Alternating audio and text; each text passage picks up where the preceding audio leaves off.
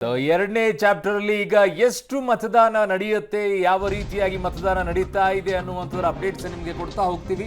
14 ಕ್ಷೇತ್ರಗಳಲ್ಲಿ ಚುರುಕು ಪಡೆದಿದೆ ಮತದಾನ. ಕಲಬುರಗಿಯಲ್ಲಿ ಎಐಸಿಸಿ ಅಧ್ಯಕ್ಷರಾದಂಥ ಮಲ್ಲಿಕಾರ್ಜುನ್ ಖರ್ಗೆ ಅವರು ಮತದಾನವನ್ನ ಮಾಡಿದ್ದಾರೆ. ಹುಬ್ಬಳ್ಳಿಯಲ್ಲಿ ಪ್ರಹ್ಲಾದ್ ಜೋಶಿ ಅವರು ಕೂಡ ಮತದಾನವನ್ನ ಮಾಡಿದ್ದಾರೆ.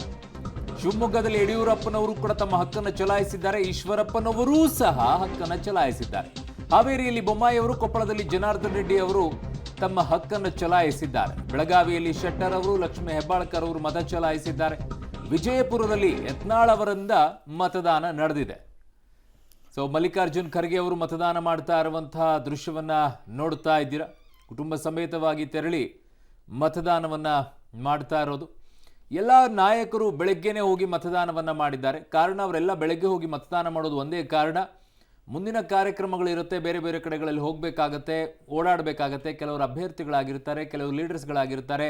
ಹೇಗೆ ನಡೀತಾ ಇದೆ ಅನ್ನುವಂಥದ್ದನ್ನೆಲ್ಲ ನೋಡಬೇಕಾಗತ್ತೆ. ಇನ್ನೊಂದು ನೋಡೋದಾದರೆ, ನಾಯಕರೇ ಹೋಗಿ ಮತದಾನವನ್ನು ಮಾಡಿದಾಗ ಆ ಕ್ಷೇತ್ರದಲ್ಲಿರುವಂಥ ಜನ ನಮ್ಮ ನಾಯಕರು ಹೋಗಿ ಮತದಾನ ಮಾಡಿದರೆ ನಾವ್ಯಾಕೆ ಮನೇಲಿ ಕೂತ್ಕೊಳ್ಬೇಕು ಅನ್ನುವಂಥ ಒಂದು ಇನ್ಸ್ಪಿರೇಷನ್ ಬರಬೇಕು ಅನ್ನೋ ದೃಷ್ಟಿಯಿಂದಾಗಿ ಅವರು ಮತದಾನವನ್ನು ಬೆಳಗ್ಗೆ ಹೋಗಿ ಮಾಡಿ ಬರ್ತಾರೆ. ಸೊ ಹಾವೇರಿಯಲ್ಲಿ ಬೊಮ್ಮಾಯಿಯವರು ಎಲ್ಲರೂ ಕೂಡ ಮತದಾನವನ್ನು ಮಾಡ್ಕೊಂಡಿರೋದು. ಬೆಳಗಾವಿಯಲ್ಲಿ ಶೆಟ್ಟರ್ ಅವರು, ಯತ್ನಾಳ್ ಅವರು, ಹೀಗೆ ಯಾವ ಜಿಲ್ಲೆಗಳಲ್ಲಿರುವಂಥ ನಾಯಕರೆಲ್ಲ ಅವರವರ ಕ್ಷೇತ್ರಗಳಲ್ಲಿ ಮತದಾನವನ್ನು ಮಾಡಿದ್ದಾರೆ. ತಮ್ಮ ಹಕ್ಕನ್ನು ಚಲಾಯಿಸಿದ್ದಾರೆ, ತಮ್ಮ ಕರ್ತವ್ಯವನ್ನು ನಿಭಾಯಿಸಿದ್ದಾರೆ. ನೀವು ಹೋಗಿ ಮತದಾನವನ್ನು ಮಾಡಿ. ಸೊ ಒಂದು ಕಡೆಗೆ ಕರ್ನಾಟಕದ ದಕ್ಷಿಣ ಭಾಗದಲ್ಲಿರುವಂತಹ ಮತದಾರರಿಗಿಂತಲೂ ಕೂಡ ಕರ್ನಾಟಕದ ಉತ್ತರ ಭಾಗದಲ್ಲಿರುವಂಥ ಮತದಾರರು ನಾವು ಹೆಚ್ಚು ವೋಟಿಂಗ್ ಮಾಡ್ತೀವಿ ಅನ್ನೋದನ್ನು ತೋರಿಸಿ ಮತದಾನದಲ್ಲಿ ನಿಮ್ಮ ಪರ್ಸೆಂಟೇಜ್ ಎಷ್ಟಾಗುತ್ತೆ ಅನ್ನುವಂಥದ್ದನ್ನು ನೋಡಬೇಕಾಗಿದೆ. ನಿಮ್ಮನ್ನು ಮೀರಿಸ್ತೀವಿ ಅಂತ ಹೇಳಬೇಕು. ಇಲ್ಲಿ 80-83% ಆಗಿದೆ, ಅದಕ್ಕಿಂತಲೂ ಮೀರಿಸ್ತೀವಿ ಅಂತ ಹೋಗಬೇಕು. ಇಲ್ಲೇ ಇದ್ರೆ ಕಡಿಮೆ ಆಗ್ಬಿಡುತ್ತಪ್ಪ ಅಲ್ವಾ? ಸೊ ಹಾಗಾಗಿ ಈಗ ಆ ಕಾಂಪಿಟೇಷನಿಗಾದರೂ ಹೋಗಿ ಮತದಾನವನ್ನು ಮಾಡಬೇಕು. ನೀವು ಯಾರಿಗಾಗ್ತಿರೋ ಬಿಡ್ತಿರೋ ನಿಮಗೆ ಬಿಟ್ಟಿದ್ದು, ಬಟ್ ಒಂದು ಜಿದ್ದಿರಬೇಕು. ಈಗ ಆಯಾ ಜಿಲ್ಲೆಗಳಿಗೆ PUC SLC ಎಲ್ಲ ರ್ಯಾಂಕಿಂಗ್ ಬರಬೇಕಾದ್ರೆ ನಮ್ಮ ಜಿಲ್ಲೆ ಫಸ್ಟ್ ಬರಬೇಕು, ನಮ್ಮ ಜಿಲ್ಲೆ ಫಸ್ಟ್ ಬರಬೇಕು, ನಮ್ಮ ಜಿಲ್ಲೆ ಫಸ್ಟ್ ಬರಬೇಕು ಅನ್ನೋ ಕಾಂಪಿಟೇಷನ್ ಇರಲ್ವಾ ನಿಮಗೆ? ಇದನ್ನು ಹಾಗೆ ತಗೊಳ್ಬೇಕು. ಇದು 100% ಹಂಗೆ ತಗೊಳ್ಬೇಕು. ಅವರು ಆ ಕಡೆಗೆ 14 ಕ್ಷೇತ್ರಗಳಲ್ಲಿ ಅಷ್ಟು ಪರ್ಸೆಂಟ್ ಮಾಡಿದ್ದಾರೆ, ನಾವು ನೋಡಿ ಈ ಸಲ ಹೆಂಗೆ ಕೊಡ್ತೀವಿ, ಆ ಥರ ಬರಬೇಕು ನಿಮ್ಮಲ್ಲಿ ಕಾಂಪಿಟೇಷನ್. ಆವಾಗ ಒಂದು ಮಜಾ ಇರುತ್ತಪ್ಪ. ನೀವು ಹೋಗ್ಬಿಟ್ಟು ಏನೋ ಅದಕ್ಕೆ ಹೋಗೋಣ ಬಿಡು, ಹಾಕಿ ಬರೋಣ ಬಿಡು, ನೋ ಹಾಗಾಗಬಾರ್ದು. ಕಾಂಪಿಟೇಷನ್ ಆಗಿ ತಗೊಳ್ಬೇಕು, ಇದನ್ನು ಸ್ಪರ್ಧೆಯಾಗಿ ತಗೊಳ್ಬೇಕು. ನಾವೇ ಅತಿ ಹೆಚ್ಚು, ನಮ್ಮ ಜಿಲ್ಲೆನೇ ಅತಿ ಹೆಚ್ಚು ಮತದಾನವನ್ನು ಮಾಡೋದು ಅಂತ ಹೇಳಿ ಹಲವು ನಾಯಕರು ಅಲ್ಲಲ್ಲಿ ಹೇಳಿಕೆಗಳನ್ನು ಕೊಡ್ತಾ ಇದ್ದಾರೆ. ಮತ ಚಲಾವಣೆಯನ್ನು ಮಾಡಿದ ನಂತರ, ತಮ್ಮ ಕರ್ತವ್ಯವನ್ನು ನಿಭಾಯಿಸಿದ ನಂತರ. ಸೊ ಈಗ ಮಲ್ಲಿಕಾರ್ಜುನ್ ಖರ್ಗೆ ಅವರನ್ನು ಮತದಾನವನ್ನು ಮಾಡ್ತಾ ಇರುವಂಥದ್ದನ್ನು ನೋಡ್ತಾ ಇದ್ದೀನಿ. ನಾನು ನನ್ನ ಕುಟುಂಬ ಸಮೇತ ಈಗಾಗಲೇ ಮತದಾನ ಮಾಡಿದ್ದೀನಿ. ಇವತ್ತು ಇಡೀ ಚಿಕ್ಕೋಡಿ ಲೋಕಸಭಾ 8 ಕ್ಷೇತ್ರಗಳಲ್ಲಿ, 8 ವಿಧಾನಸಭಾ ಕ್ಷೇತ್ರಗಳಲ್ಲಿ ಬಹಳಷ್ಟು ಒಂದು ಅಭೂತಪೂರ್ವವಾದ ಬೆಂಬಲ ನನಗೆ ಸಿಗ್ತಾ ಇದೆ. ರೆಸ್ಪಾನ್ಸ್ ಬಹಳಷ್ಟು ಚೆನ್ನಾಗಿದೆ. ಗೆಲುವು ನಿಶ್ಚಿತ ಇದೆ. ಇವತ್ತು ಕಾರ್ಯಕರ್ತರು ಉತ್ಸಾಹ ನೋಡಿದರೆ ಪ್ರತಿ ಬೂತಿನ ಮುಂದೆ ಬರೀ ಭಾರತೀಯ ಜನತಾ ಪಕ್ಷದ ಕಾರ್ಯಕರ್ತರು ಮಾತ್ರ ಕಾಣ್ತಾ ಇದ್ದಾರೆ. ಆದ ಕಾರಣ ಇಲ್ಲಿ ಗೆಲುವು ನಿಶ್ಚಿತ ಅಂತ ಅನಿಸ್ತದೆ. ಜನರು ಕೂಡ ಅಷ್ಟೇ ಉತ್ಸಾಹದಿಂದ ಮೋದಿಜಿಯವರ ಆರ್ಶ್ ಬರಬೇಕು, ಮತ್ತೊಮ್ಮೆ 3ನೇ ಬಾರಿಗೆ ಪ್ರಧಾನಮಂತ್ರಿ ಆಗಬೇಕು, ಈ ಭಾಗದಿಂದ ಅನ್ನ ಸಮಾಜದಲ್ಲಿ ಆರ್ಶ್ ಬರಬೇಕಂತ ಎಲ್ಲರೂ ಒಂದು ಸಂಕಲ್ಪ ಮಾಡಿ ಇವತ್ತು ವೋಟಿಂಗನ್ನು ಮಾಡ್ತಾ ಇದ್ದಾರೆ. ಕಳೆದ ಬಾರಿಗಿಂತ ಹೆಚ್ಚಿನ ಮತಗಳ ಅಂತರದಲ್ಲಿ ಗೆಲ್ಲುವ ನಿರೀಕ್ಷೆ ಇದೆಯಾ? 100ಕ್ಕೆ 100ರಷ್ಟು ಸತ್ಯ ಇದು. ಕಳೆದ ಬಾರಿ 1,18,877 ಇತ್ತು.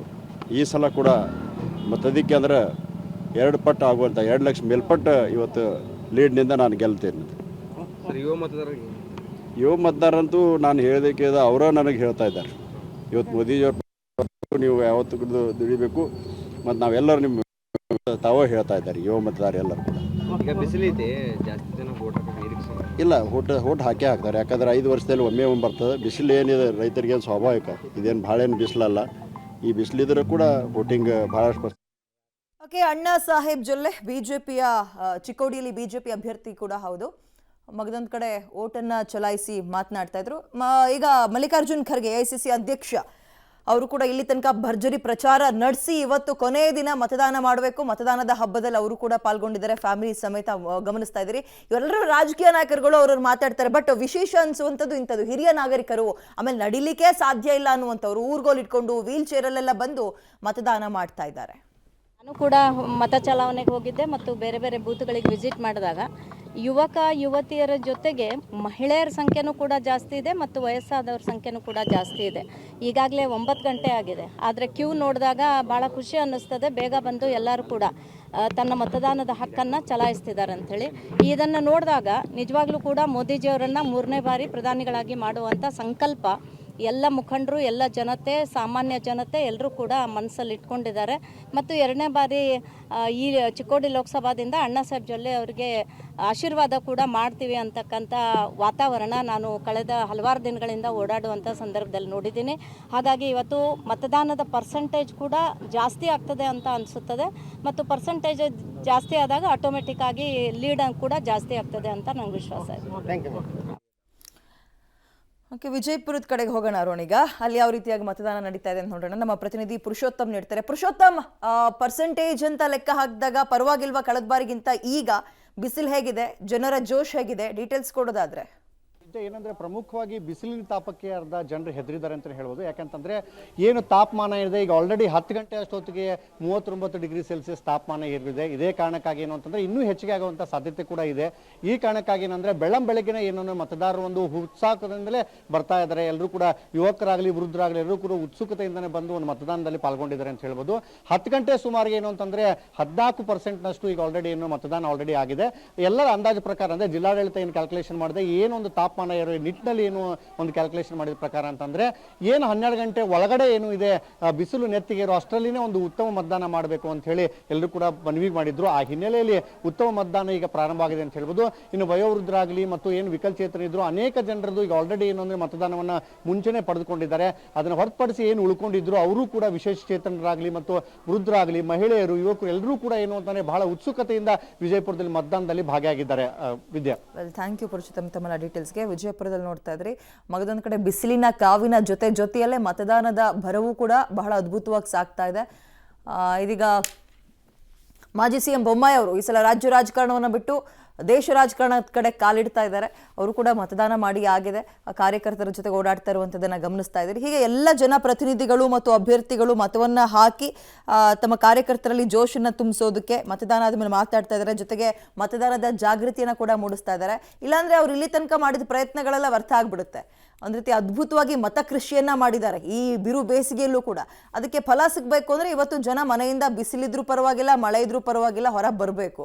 ಮುಖ್ಯಮಂತ್ರಿಗಳು ಬೆಳಗಾವಿ ಲೋಕಸಭಾ ಕ್ಷೇತ್ರದ ಬಿಜೆಪಿ ಅಭ್ಯರ್ಥಿಗಳಂತ ಜಗದೀಶ್ ಶೆಟ್ಟರ್ ನಮ್ಮ ಜೊತೆ ಇದ್ದಾರೆ. ಬನ್ನಿ ಅವ್ರನ್ನ ಮಾತಾಡ್ಸೋಣ. ಸರ್, ಯಾವ ತರ ನಡೀತಾ ಇದೆ ಮತದಾನ? ಇಲ್ಲ, ಒಳ್ಳೆ ರೀತಿ ಮತದಾನ ಇದೆ, ಬಿರುಸಿನ ಮತದಾನ ನಡೀತಿದೆ. ಒಂದು ಸಂತೋಷ ಸಂಗತಿ ಅಂದರೆ ಏನು ಇತ್ತೀಚೆಗೆ ಅವೇರ್ನೆಸ್ ಕ್ಯಾಂಪ್ ಆತಲ್ಲ, ಎಲ್ಲರೂ NGOಗಳು ಮಾಡಿದಾರೆ, ಪೊಲಿಟಿಕಲ್ ಪಾರ್ಟೀಸು ನಾವು ಮಾಡಿದ್ದೇವೆ.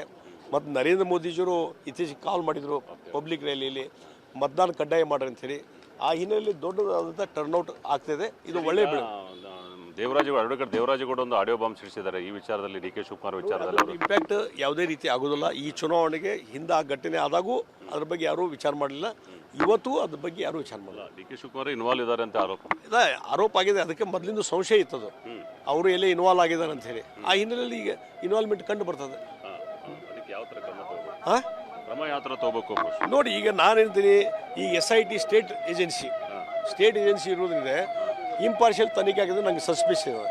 ಅದಕ್ಕೆ ಇಂಡಿಪೆಂಡೆಂಟ್ CBI ತನಿಖೆ ಕೊಡಬೇಕಂತ ನಾವು ಒತ್ತಾಯ ಮಾಡ್ತೀವಿ. ಇದು ಏನಂತ DK ಶಿವಕುಮಾರ್ ಭಾಗಿಯಾಗಿದ್ದಾರೆ ಅಂತ ಈ ವಿಚಾರವನ್ನು CBI ತನಿಖೆ ಕೊಡಬೇಕು ಅಂತೇಳಿ ಜಗದೀಶ್ ಶೆಟ್ಟರ್ ತಿಳಿಸಿದ್ದಾರೆ. ಕ್ಯಾಮರಾ ಪರ್ಸನ್ ವಿನಾಯಕ್ ಜೊತೆ ದಿಲೀಪ್ ಕುಲಂದಡೆ, ಪಬ್ಲಿಕ್ ಟಿವಿ, ಬೆಳಗಾವಿ. ಜಗದೀಶ್ ಶೆಟ್ಟರ್ ಬೆಳಗಾವಿಯಲ್ಲಿ ಕಂಟೆಸ್ಟ್ ಮಾಡಿದ್ದಾರೆ. ಅವರು ಕೂಡ ದೇಶದ ರಾಜಕಾರಣಕ್ಕೆ ಮೊದಲ ಸಲ ಕಾಲಿಡ್ತಾ ಇದ್ದಾರೆ. ವಿಶ್ವಾಸವನ್ನು ವ್ಯಕ್ತಪಡಿಸ್ತಾ ಇದ್ದಾರೆ. ಖಂಡಿತವಾಗ್ಲೂ ಗೆಲ್ತೀನಿ, ಜನ ನನ್ನ ಪರವಾಗಿದ್ದಾರೆ ಅಂತ ಹೇಳೋದ್ರ ಮುಖಾಂತರ ಮತದಾನದ ಜಾಗೃತಿ, ಬನ್ನಿ ಎಲ್ಲರೂ ಕೂಡ ವೋಟ್ ಹಾಕಿ ಅನ್ನುವಂತಹ ಮಾತುಗಳನ್ನು ಆಡ್ತಾ ಇದ್ರು. ಹೀಗೆ ರಾಜ್ಯದ 14 ಕ್ಷೇತ್ರಗಳಲ್ಲಿ ಏನು ಮತದಾನ ನಡೀತಾ ಇದೆ, ಎಲ್ಲ ಕಡೆ ಬಿರುಸಿನ ಮತದಾನಗಳಾಗ್ತದೆ. ಒಂದು ಕಾರಣ ಬಿಸಿಲು ಅಂತಲೇ ಹೇಳ್ಬೋದು. ಬೇಗ ಬಂದು ವೋಟ್ ಹಾಕಿ ಹೋಗ್ಬಿಡೋಣ ಅಂತ. ಇನ್ನೂ ಒಂದೂವರೆ ಗಂಟೆ ಇದೇ ಒಂದು ಸ್ಪೀಡಲ್ಲಿ ಹೋಗ್ಬೋದು ಅಂತ ಕಾಣುತ್ತೆ, 11-11:30 ತನಕ. ಆಮೇಲೆ ಸ್ವಲ್ಪ ಸ್ಲೋ ಆಗ್ಬೋದೇನೋ ಬಹುಶಃ.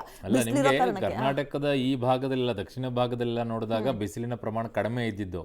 ಬಟ್ ಉತ್ತರ ಭಾಗದಲ್ಲೆಲ್ಲ ನೋಡೋದಾದ್ರೆ 46 ಡಿಗ್ರಿ ಕಲಬುರಗಿಯಲ್ಲಿ ಹೈಯೆಸ್ಟ್. ಮೊನ್ನೆ 40 ಇಲ್ಲ. ಬಿಸಿಲಿಗೆ ಯಾರೇ ಎಷ್ಟೇ ಹೋಗಿರ್ಲಿ ಮಧ್ಯಾಹ್ನದ ನಂತರ ಹೋಗಿ ನಿಲ್ಲಕ್ಕಾಗಲ್ಲ. ಬೆಳಗ್ಗೆ ಅಲ್ಲಿ ನೋಡ್ತಾ ಇದ್ವಿ 7-8 ಗಂಟೆ ನೀವೇ ಇದ್ರಿ ಆ ಟೈಮಲ್ಲಿ. ಅರ್ಧ ಗಂಟೆ ತಡವಾಗಿದೆ, ಅಲ್ಲೇನೋ ಸಮಸ್ಯೆ ಆಗಿದೆ ಅಂತಂದಾಗ ಬಿಸಿಲು ಜಾಸ್ತಿ ಆಗ್ತದೆ, ನಾವ್ ಎಲ್ಲಿ ನಿಲ್ಬೇಕು, ವ್ಯವಸ್ಥೆ ಸರಿ ಇಲ್ಲ ಅಂತೆಲ್ಲ ಹೇಳ್ತಾ ಇದ್ದಾರೆ. ಬಹಳ ಕಷ್ಟ ಆಗತ್ತೆ. ಹಾಗಾಗಿನೇ ಬೆಳಗಿನ ಟೈಮಲ್ಲಿ ಈ ಏಜ್ ಆದಂಥವ್ರೆಲ್ಲ ಬಂದು ಬೆಳಗಿನ ಟೈಮಲ್ಲಿ ಹಾಕಿ ಹೋಗ್ಬಿಡ್ತಾರೆ ಓಟನ್ನ. ಮಧ್ಯಾಹ್ನ ಹೊತ್ತು ನಿಲ್ಲಕ್ಕೆ ಆಗೋದಿಲ್ಲ, ಬಹಳ ಕಷ್ಟ ಆಗುತ್ತೆ. ಹಾಗಾಗಿ ಕುಟುಂಬದವರೆಲ್ಲ ಅವ್ರನ್ನ ಕರ್ಕೊಂಡು ಬಂದು ಮತದಾನವನ್ನ ಮಾಡಿ ಹೋಗ್ತಾ ಇದ್ದಾರೆ. ನನ್ನ ಸಹೋದ್ಯೋಗಿ ಬೀದರ್ನಿಂದ ಮಲ್ಲಿಕಾರ್ಜುನ್ ನನ್ನೊಂದಿಗೆ ಈಗ ಸಂಪರ್ಕಕ್ಕೆ ಸಿಗ್ತಾ ಇದ್ದಾರೆ. ಮಲ್ಲಿಕಾರ್ಜುನ್, ಬೀದರ್ನಲ್ಲಿ ಯಾವ ರೀತಿಯಾಗಿ ಮತದಾನ ಜೋರಾಗಿದೆಯಾ ಅಥವಾ ಇಲ್ವಾ? ಮಲ್ಲಿಕಾರ್ಜುನ್, ನನ್ನ ಧ್ವನಿ ಕೇಳಿಸ್ತಾ ಇದೆಯಾ? ಬೀದರ್ನಲ್ಲಿ ಮತದಾನ ಹೇಗೆ ನಡೀತಾ ಇದೆ? ನೋಡೋಣ, ನಿಜಕ್ಕೂ ಒಂದು ರೀತಿಯ ಗಡಿ ಜಿಲ್ಲೆ ಬೀದರಲ್ಲಿ ಒಂದು ರೀತಿಯ ಏನು ಬೆಳಗಿಂದಲೇ ಒಂದು ರೀತಿಯ ಬಿರುಸಿನ ಮತದಾನ ಆಗ್ತಿರುವಂಥದ್ದು. ಬಹುತೇಕ ಈಗಾಗಲೇ 12% ಮತದಾನ ಆಗಿರುವಂಥದ್ದು. ಅಂದರೆ ಪ್ರಮುಖವಾಗಿ ಇಲ್ಲಿ ಗಮನಿಸಬೇಕಾದಂಥ ವಿಷಯ ಅಂದರೆ ಪ್ರಮುಖವಾಗಿ ಗಡಿ ಜಿಲ್ಲೆ ಬೀದರ್ನಲ್ಲಿ 42 ಡಿಗ್ರಿ ಸೆಲ್ಸಿಯಸ್ ತಾಪಮಾನ ಇರ್ತಕ್ಕಂಥದ್ದು. ಹೀಗಾಗಿ ಬೆಳಗಿಂದನೇ ಒಂದು ರೀತಿಯ ವಯೋವೃದ್ಧರಾಗಿರ್ಬೋದು, ಹೆಣ್ಮಕ್ಳಾಗಿರ್ಬೋದು, ಅದರಲ್ಲೂ ಪ್ರಮುಖವಾಗಿ ಶತಾಯುಷಿಗಳು ನಮ್ಮಲ್ಲಿ 705 ಜನ ಇರುವಂಥದ್ದು. ಅವರು ಕೂಡ ಅದರಲ್ಲೂ ಪ್ರಮುಖವಾಗಿ ಬಹಳ ಜನ ಬಂದು ಶತಾಯುಷಿಗಳು ಮತದಾನ ಮಾಡ್ತಿರುವಂಥದ್ದು. ಪ್ರಮುಖವಾಗಿ ಕ್ಯೂ ಅಲ್ಲಿ ನಿಂತ್ಕೊಂಡು ಏನೋ ಒಂದು ಮತದಾನ ಮಾಡುವಂತ ಒಂದು ದೃಶ್ಯಗಳು ನಮಗೆ ಸಂಪೂರ್ಣವಾಗಿ ಕಾಣ್ತಾ ಇರುವಂಥದ್ದು. ಜೊತೆಗೆ ಏನೋ ಒಂದು ಬೀದರ್ನ 151ನೇ ವಾರ್ಡ್ನಲ್ಲೂ ಕೂಡ ಒಂದು ರೀತಿಯ ಮತಯಂತ್ರ ದೋಷ ಕಂಡು ಬಂದಿತ್ತು. ಹೀಗಾಗಿ ಒಂದು ರೀತಿಯ ಮತದಾರ ಬೇಸರ ಏನೋ ವ್ಯಕ್ತಪಡಿಸಿದ್ರು. ಅದು ಬಿಟ್ಟರೆ ಬಹುತೇಕ ಎಲ್ಲ ಕಡೆ ಜಿಲ್ಲಾದ್ಯಂತ ಒಂದು ರೀತಿಯ ರಾಜಕೀಯ ನಾಯಕರಾಗಿರ್ಬೋದು, ಸಚಿವರಾಗಿರ್ಬೋದು, ಮತ್ತೆ ಎಲ್ಲರೂ ಏನು ಮತದಾರರು ಪ್ರಮುಖವಾಗಿ ಬಂದು ಮತದಾನ ಮಾಡ್ತಾ ಇರುವಂಥದ್ದು. ಅರುಣ್, ಅಂದ್ರೆ ಪ್ರಮುಖವಾಗಿ ಮಧ್ಯಾಹ್ನ ಟೈಮಲ್ಲಿ ಏನು ಒಂದು ರೀತಿಯ ವಿರಳ ಆಗ್ಬೋದು ಅನ್ನುವಂಥದ್ದು. ಯಾಕಂದ್ರೆ ಬಿಸಿಲು ಜಾಸ್ತಿ ಇದೆ. ಹೀಗಾಗಿ ಬೆಳಗ್ಗೆ ಮತ್ತು ಸಂಜೆ ಹೊತ್ತು ಹೆಚ್ಚಿನ ಮತದಾನ ಆಗುವಂಥದ್ದು. ಬೆಳಗ್ಗೆ ಈಗಾಗಲೇ ಕ್ಯೂವಲ್ಲಿ ಇಟ್ಕೊಂಡು ಮತದಾನ ಮಾಡುವಂಥ ದೃಶ್ಯಗಳು ಸಾಮಾನ್ಯ ಆಗಿರುವಂಥದ್ದು. ಅರುಣ್, ಓಕೆ ಮಲ್ಲಿಕಾರ್ಜುನ್, ನಿಮ್ಮೆಲ್ಲ ಮಾಹಿತಿಗೆ ಧನ್ಯವಾದಗಳು. ಇನ್ನು ಮಲ್ಲಿಕಾರ್ಜುನ್ ಖರ್ಗೆ ಅವರು ಮಾತಾಡ್ತಿದ್ದಾರೆ, ನೋಡೋಣ. ಈ ಸಲನೂ ಕೂಡ ನಮ್ಮ ಕಾಂಗ್ರೆಸ್ ಅಭ್ಯರ್ಥಿ ಆರಿಷ್ ಬರ್ತಾನೆ ಅಂತಕ್ಕಂಥದ್ದು ನನಗೆ 100ಕ್ಕೆ 100 ಖಾತ್ರಿ ಇದೆ. ಅದಕ್ಕೆ ವಿಶೇಷವಾಗಿ ಈ ಬಸವನಗರ ಜನರಿಗೆ ಮತ್ತು ನಮ್ಮ ಗುಲ್ಬರ್ಗ ಮತ್ತು ಗುರುಮಟ್ಕಲ್, ಚಿತ್ತಾಪುರ್ ಎಲ್ಲ ಭಾಗದ ಜನರಿಗೆ ನಾನು ನೆನೆಸ್ಕೊಳ್ಬೇಕಾಗ್ತದೆ.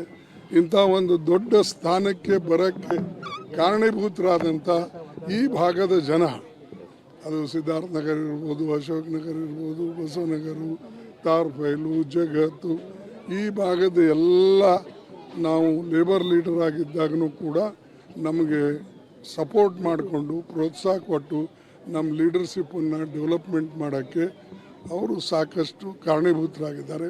ಅವರೆಲ್ಲರಿಗೆ ಧನ್ಯವಾದ ಹೇಳ್ದಂಗೂ ಆಗ್ತದೆ, ಅವ್ರಿಗೆ ಭೇಟಿ ಆದಂಗೂ ಇರ್ತದೆ. ನನಗೆ ಭಾಳ ಸಂತೋಷ ಆಗ್ತದೆ. ಅದಕ್ಕಾಗಿ ನಾನು ಇಲ್ಲಿ ಮತವನ್ನು ಚಲಾಯಿಸೋಕ್ಕೆ ಪದೇ ಪದೇ ಬರ್ತೀನಿ.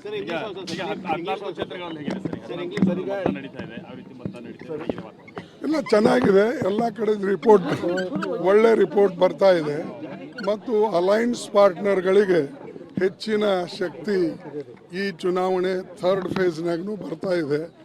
ಅದಕ್ಕಾಗಿ ಭಾಳಷ್ಟು ಜನ ಈ ಒಂದು ಕುತೂಹಲದಿಂದ ಚುನಾವಣೆ ನೋಡ್ತಾ ಇದ್ದಾರೆ. ಖಂಡಿತವಾಗಿ ಈ ಚುನಾವಣೆ 3rd ಫೇಸ್ನು ಭಾಳ ಒಳ್ಳೆ ರೀತಿಯಿಂದ ನಮಗೆ ಪ್ರೋತ್ಸಾಹ ಕೊಡ್ತಾರೆ. जब से मैं वोटिंग को एलिजिबल हुआ.